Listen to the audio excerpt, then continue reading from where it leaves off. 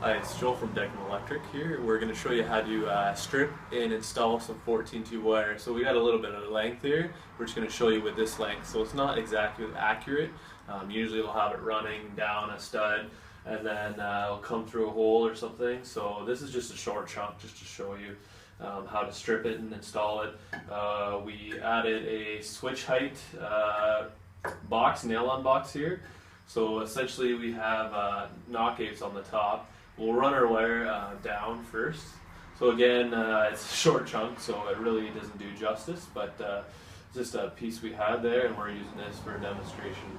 So we have two different types of staples. Well, there's more than two, but the ones we usually use in residential for most of the staples are the S1s and S2s. So a little bit of a difference here, difference in height. So if you get the wrong one, then you could get a defect from ESA. So picking the proper one is necessary. So we're going to use the S1 on this 14-2 cable. So essentially we're not going to have much wire extra. So essentially this is coming down. We have it stapled here. Let's say it comes down. It has to be on this stud. It has to be 32 mil from the outside. So essentially we only have about the middle to work with. So we'll do one within a foot of the box. So that's where we're doing it right here. So again, it's not really the best representation, but so we'll do that here. So you just kind of keep it flat. It has to stay flat on the stud. So you have stapled here, do it right until it hits, and then there we go. So we have that stapled in. The wire's coming down, long length. We do our nice courtesy loop. So this is for if we have to move the box down, or maybe even if there's a stud over here, we had to move it away from the door jamb. Let's say there wasn't enough space. So anyways, for the switch, we'll have to move it away. So it looks better too, looks more professional.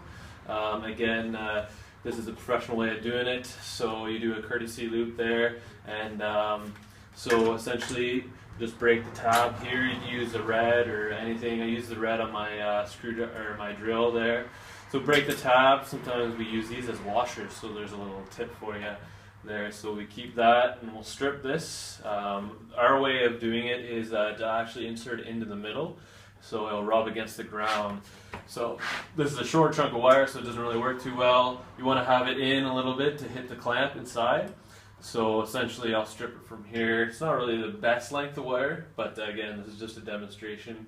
I'd have a couple more inches. So you put it in the middle, you just slide it down through, and that's how easy it is. So you peel it back, and then what we usually do is push the wire out of the way so we don't skin it, and then we'll strip it like that. So get rid of your excess. I'll just put my knife there for now, and then we'll tie it in here. So this will get tied in like that. For this purpose, I'm just going to actually use my drill. I wouldn't recommend using a drill to clamp down on the wire, but I'm just doing it for demonstration and speed purposes. So essentially, I will just line it up. If you want to see this, you can zoom in, and so there you go. You just have it tightened, and so we got a good connection here. So it's nice and tight in the box. It's not moving anywhere. Again, I would not use a drill. This is just for demonstration purposes. Always ground the wires whenever you tie them in, because the next person that comes along might not know that you didn't ground it. So you always ground it here, the ground screws in here, and you'll just ground it. Again, I would not use a drill, but just demonstration purposes. So there you go.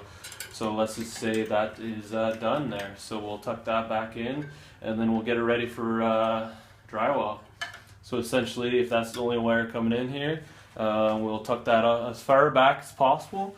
Sometimes the drywaller will stick his router in there and go around, and if it's out here or pushed around there, a lot of the times they'll cut our wires. So if it's cut here, look at that length of wire you get to work with, like nothing, so you got to rat it off.